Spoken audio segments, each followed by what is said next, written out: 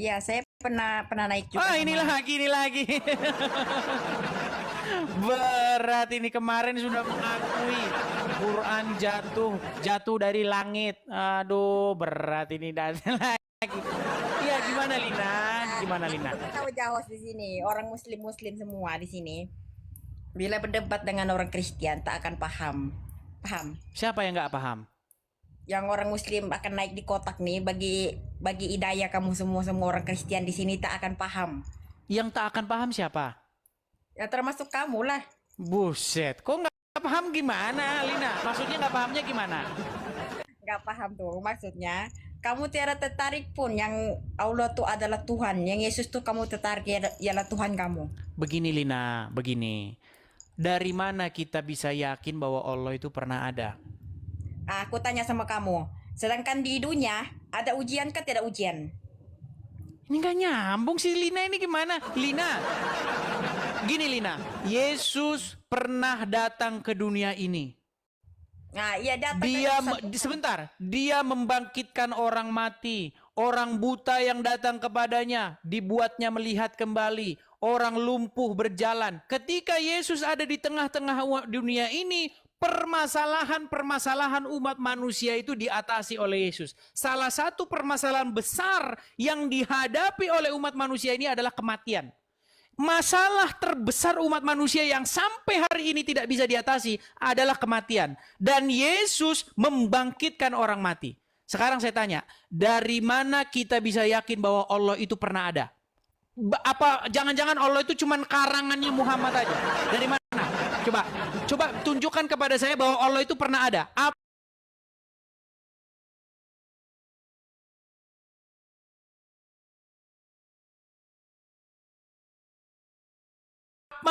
keyakinan apa?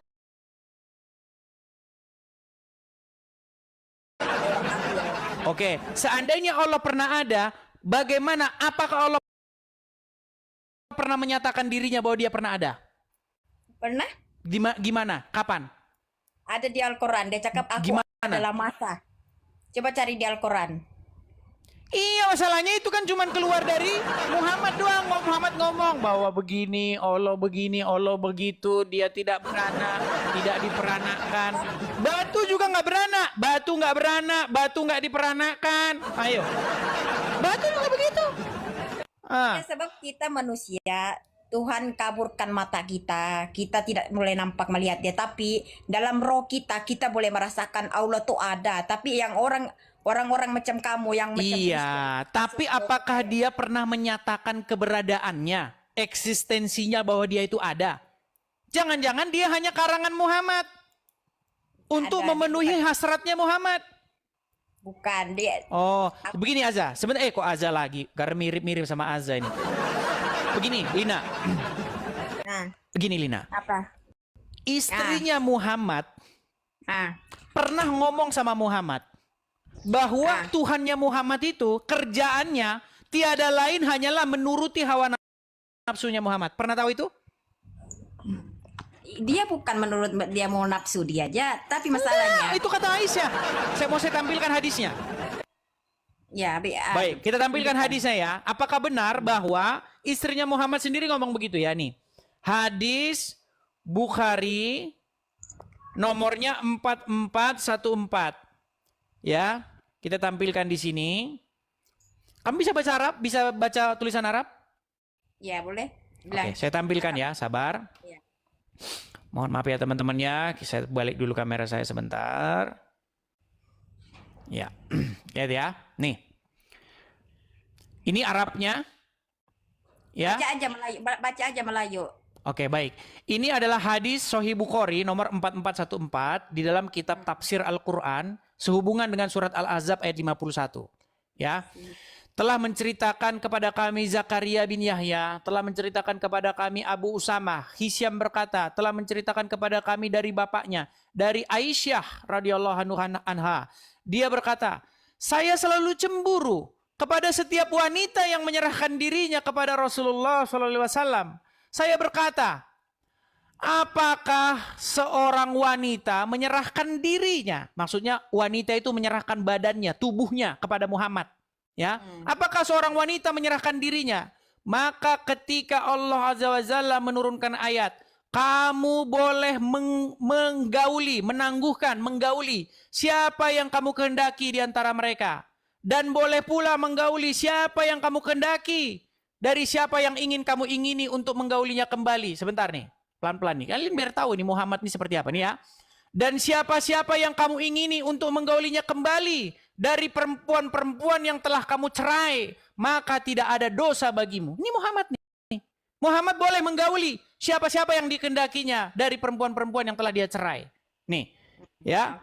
Nah, di dalam surat Al-Ahzab ayat 51, saya Aisyah berkata, nih, ini perkataan Aisyah ini. Ini hati-hati bikin kamu murtad keluar dari agama Islam perkataan Aisyah ini.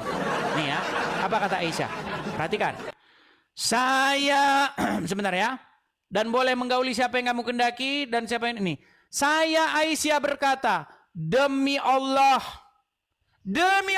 kata Aisyah, saya tidak melihat Robmu kecuali sangat cepat memenuhi keinginanmu. Nah, kata keinginan ini di dalam bahasa Arabnya itu adalah nafsu, hawa. Ya, silakan dicek di sini. Ya. Oke, saya paham. Jadi apa menurut Aisyah bahwa dia itu tidak pernah melihat nih, demi Allah saya tidak melihat Robmu itu kecuali sangat cepat menuruti hawa nafsumu. Ini kata Aisyah sendiri. Bagaimana mungkin Anda ngomong yang lain? Ini Aisyah udah ngomong begitu. Ayo, masih percaya sama Muhammad? Masih percaya? Ayo. Masih percaya. Berat, saudara-saudara. Kenapa masih percaya? Sebab dia mengatakan semua di situ. Dia tidak menuliskan dia pernah sentuh wanita itu, dia kawini saja. Bukan, Aisyah kan berkata, dia berkata demi Allah, dia bersumpah ini demi Allah. Aku tanya sama kamu. Aisyah cuman berkata saja, tapi dia berdosa sama Nabi Muhammad juga. Berarti dia lancang berkata begini. Oh, kok diam? Berarti dia lancang dia berkata begini kepada Rasul, lancang dia.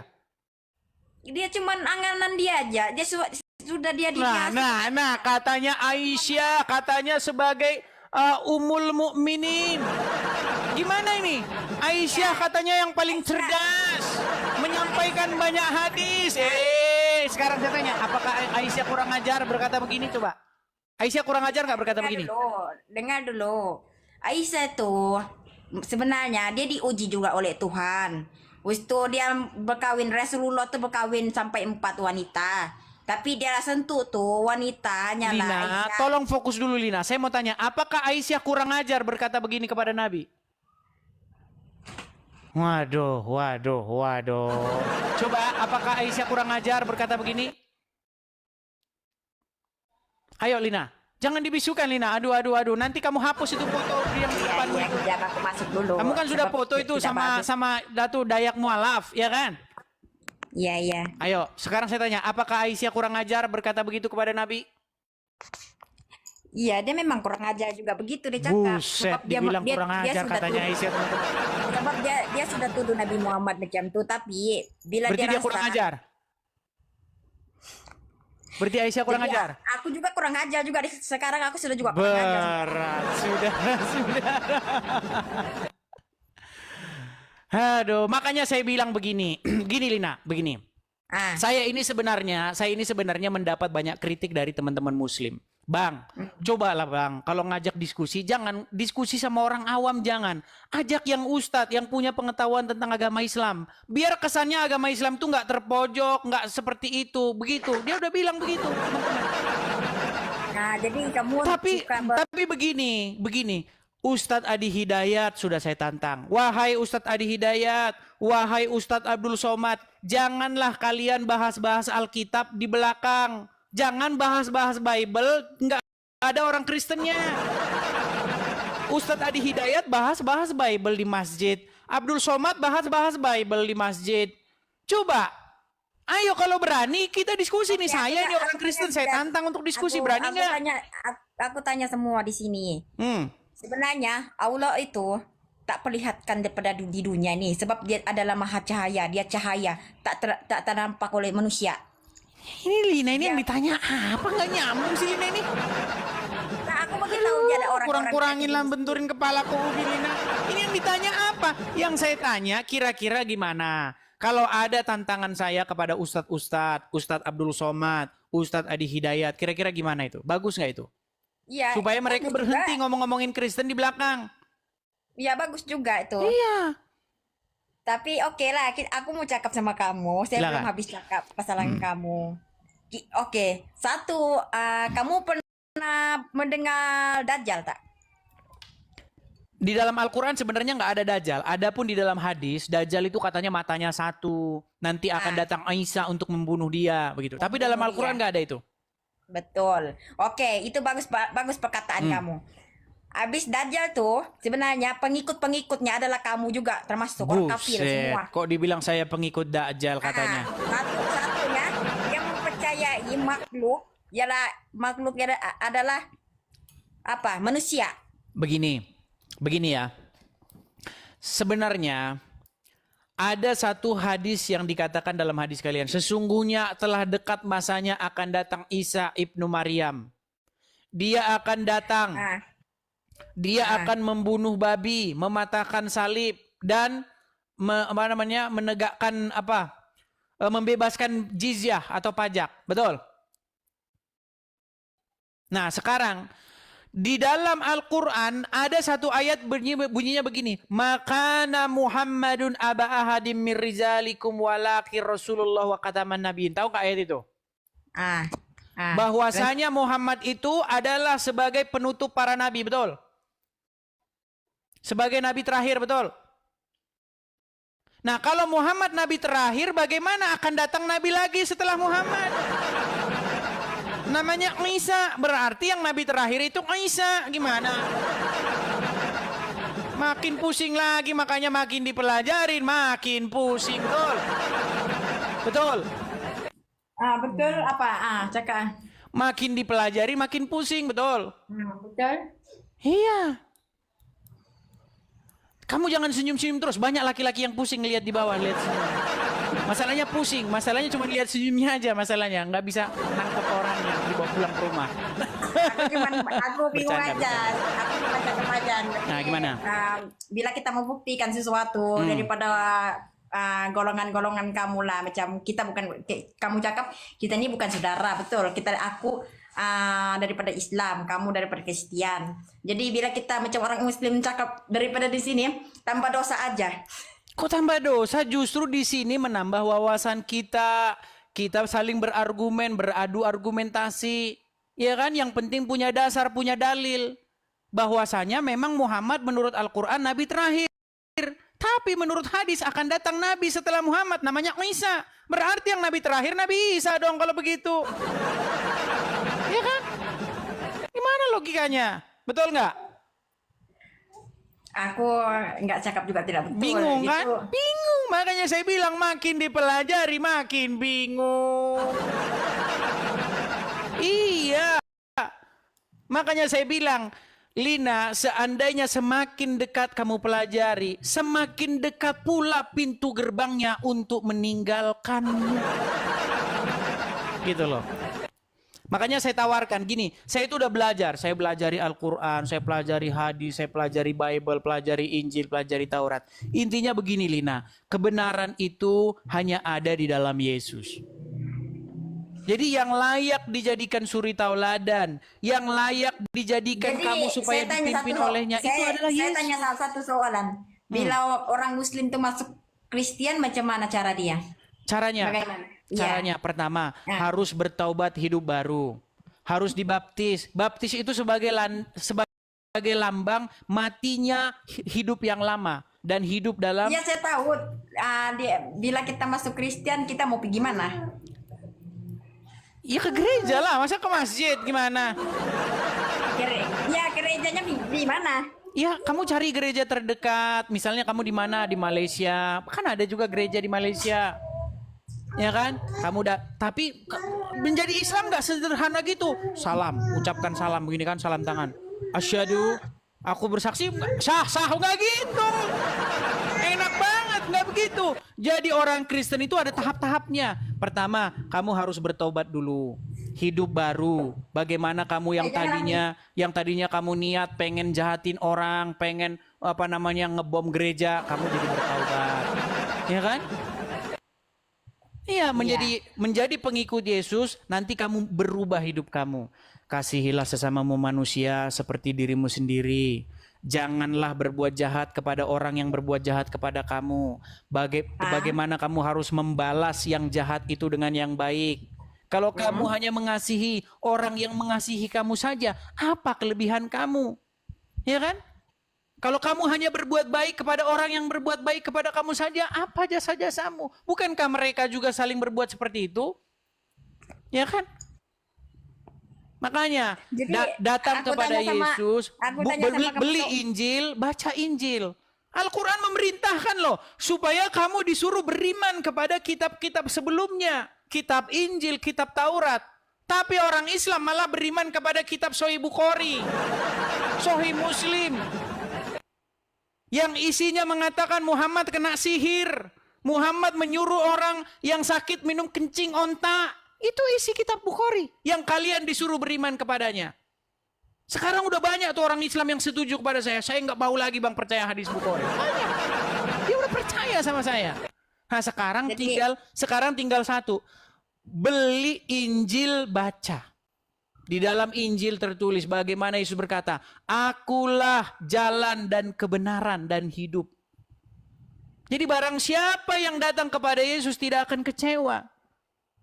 Berbahagialah mereka yang tidak kecewa dan menolak aku, kata Yesus. Ayo datang kepada Yesus. Dia lebih layak kamu jadikan pemimpin. Lebih layak kamu jadikan panutan junjungan. Yang kepadanya kamu mengikut. Yang kepadanya kamu memuliakan. Jadi yang dimuliakan itu harus Yesus. Bukan, ya Rasulullah. Dia akan jadi dia di kuburan. Kalian berseru-seru memanggil-manggil Muhammad. Muhammadku, Muhammadku, dengarlah seruanku. Emang dia bisa mendengar? Dia kan di kuburan. Tetapi Yesus hidup. Ya kan? Itu bedanya kita, Lina.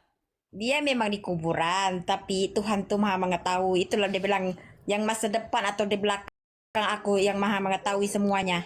Janganlah berkeras hati, Lina. Bagaimana kebenaran itu sudah datang ke dunia ini. Jadi firman Tuhan itu sudah nuzul ke dunia ini menjadi manusia. Jadi barang siapa yang taat kepada Yesus itu sama saja taat kepada Bapa di sorga. Patuh kepada firman Tuhan itu. Makanya ada lagunya. Firman-Mu pelita bagi kakiku, terang bagi jalanku. Itu loh. Jadi yang menuntun, yang menopang, yang memimpin itu harus sang firman itu, yaitu Yesus. Bukan orang di kuburan kita jadikan yang memimpin kita. Yang menuntun kita. Tidak mungkin orang yang ada di kuburan tahu jalan ke surga. Tidak mungkin. Hanya orang yang naik ke surga yang tahu jalan ke surga. Masa orang di kuburan suruh mimpin orang masuk surga? Bagaimana ini? Begitu, Lina. Makanya saya terus menerus nih. Ya mungkin sekarang kamu belum menerima. Tapi nanti suatu saat kamu nanti akan paham gitu. Suatu saat nanti ketika kamu lagi tidur begitu, mikirkan ini kita hidup ini, ngapain tujuan hidup ini sebenarnya? Apa sih yang kita cari dalam hidup ini coba? Kita ini dari mana sebenarnya datangnya? Terus kita kemana? Ya, orang kalau sudah memikirkan hal-hal yang dalam, hal-hal yang besar seperti itu, biasanya pikirannya lebih terbuka. Gitu. Bagaimana, Lina? Apakah kamu sudah siap untuk menjadi pengikut Yesus? Nah, kan? Senyum lagi. Kamu jangan senyum-senyum. Banyak laki-laki di bawah itu yang stres ngeliat senyum kamu. Nah, kan? Gimana nih? Ayo, gimana? Lina? Nah, kan? Dah. Gimana? Ayo. Mana? Jadi berapa ramai sudah orang Islam pengikut Banyak Yesus? senyap, tapi mereka senyap, mereka di bawah, mereka tidak berani. Nanti nggak dapat warisan nanti kalau murtad. Ya kan? Iya, jadi senyap-senyap aja. Karena ngikut Yesus itu KTP nggak usah diganti, nggak apa-apa. Karena nanti masuk surga nggak ditanya KTP-nya. KTP-mu apa? ID card-mu apa? Agama di situ nggak ada.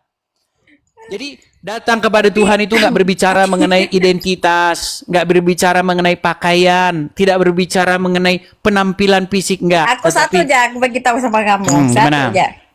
Sebenarnya saya dari kecil, aku jujur sama kamu. Saya dari kecil saya suka tengok Yesus. Dari kecil saya kita bilang cinta Yesus lah begitu.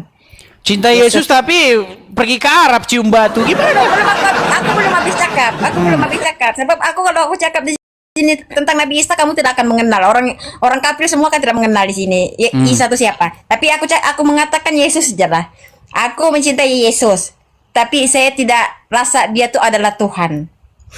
Begini ya, kata Tuhan itu sebenarnya kalau sudah ditunjukkan kepada sesuatu atau sebagai gelaran, begini. Ketika orang Islam saya tanya, ini debat saya dengan seorang Muslim, nih ya, biar kita sama-sama paham nih, Sebenarnya yang Anda maksudkan itu benar. Kalau kata Tuhan di situ merujuk kepada Bapa di sorga yang mengutus Yesus. Yesus itu bukan Bapa di sorga. Nih, saya kasih contoh ya, begini. Nih. Selanjutnya, dia menantang saya untuk mengatakan kepada seluruh umat muslim bahwa Nabi Muhammad adalah Rob. Wahai umat muslim, percayalah bahwa Nabi Muhammad itu adalah Rob kita. Percayalah. Jadi yang bertanya sama kamu Rob apa maksudnya? Sebentar, begini.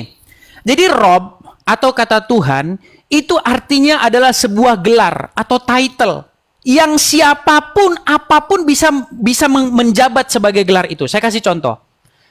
Iblis itu bisa menjadi Tuhan ketika kamu takluk, patuh, tunduk, mengikuti apapun kata dia. Maka iblis itu menjadi Tuhanmu di situ. Nah, begini, kata Rob, ketika umat muslim saya tanya, apakah Muhammad itu Rob? Kalau kata Rob ini saya tujukan kepada Allah, jawabannya bukan. Muhammad bukan Rob. Kalau kata Rob itu maksudnya di situ adalah Allah. Tapi kalau kata Rob itu sebuah title, sebuah jabatan, itu bisa merujuk kepada Muhammad. Nah, sama seperti Yesus. Yesus itu Tuhan, maksudnya Yesus itu menyandang gelar itu. Karena ketika Anda menjadikan Yesus sebagai orang yang kepadanya Anda patuh, takluk, tunduk, mengikuti apapun kata dia, maka Yesus itu menjadi Tuhan. Nah, tapi Yesus Tuhan itu bukan berarti dia itu Bapa di sorga yang kepadanya Yesus berdoa. Yesus sendiri berdoa kepada Bapa. Ya kan? Kok kenapa? Jadi kata Yesus bukan Tuhan dalam pengertian kata Tuhan itu ditujukan kepada Bapa di sorga, itu jawabannya betul. Betul. Betul. Makanya ada satu ayat nih ya, ada satu ayat. Ini juga biar orang-orang Kristen nggak bingung ya. Nih, ada satu ayat. Misalnya di dalam Lukas, saya bacakan ya. Nih, Lukas pasal yang kedua. Saya bukakan. Lukas pasal yang kedua. Ayat yang ke-22. Saya bacakan. Biar kalian tahu. Ini karena banyak. Ada video saya juga yang dipotong tentang ini. Ada video saya tentang itu yang dipotong. Nih ya. Dan ketika genap waktu pentahiran, menurut hukum Taurat Musa, saya baca dari ayat 21 ya. Dan ketika genap 8 hari, dan ia harus disunatkan, ia diberi nama Yesus, yaitu nama yang disebut oleh malaikat sebelum ia dikandung ibunya. Dan ketika genap waktu pentahiran, menurut hukum Taurat, mereka membawa dia, maksudnya Yesus, ke Yerusalem, untuk menyerahkan Yesus kepada Tuhan. Coba, Yesus diserahkan kepada Tuhan. Apakah Yesus diserahkan kepada dirinya sendiri? Bukan. Kata Tuhan yang di bawah ini merujuk kepada Bapa di sorga yang mengutus Yesus. Jadi betul kata kamu, Yesus bukan Tuhan. Dalam pengertian Yesus itu bukan Bapa di sorga. Itu betul. Betul itu. Tapi kalau Yesus Tuhan sebagai gelar, betul juga. Jadi baik Bapa di sorga itu Tuhan, Yesus juga Tuhan, Roh Kudus juga Tuhan. Sama seperti itu, Muhammad adalah Rob, Allah juga Rob. Tapi Muhammad itu bukan Allah. Iya. Supaya kita paham. Oke. Gitu loh. Sudah habis cakap. Ya, seperti itu. Sederhana, simple kok. Jadi makanya saya mengundang seluruh manusia itu supaya datang kepada Yesus, menjadikan dia sebagai Tuhannya. Menjadikan Yesus sebagai Tuhannya. Maksudnya apa? Supaya Yesus itu menjadi raja, penguasa dirinya. Yesus itu memerintah di dalam hidup dia itu. Jadi hidup dia itu dikendalikan oleh Yesus, bukan dikendalikan oleh iblis. Jadi jangan menjadikan iblis sebagai Tuhannya, tapi harus menjadikan Yesus sebagai Tuhannya. Karena itu keinginan Bapa di sorga yang mengutus Yesus.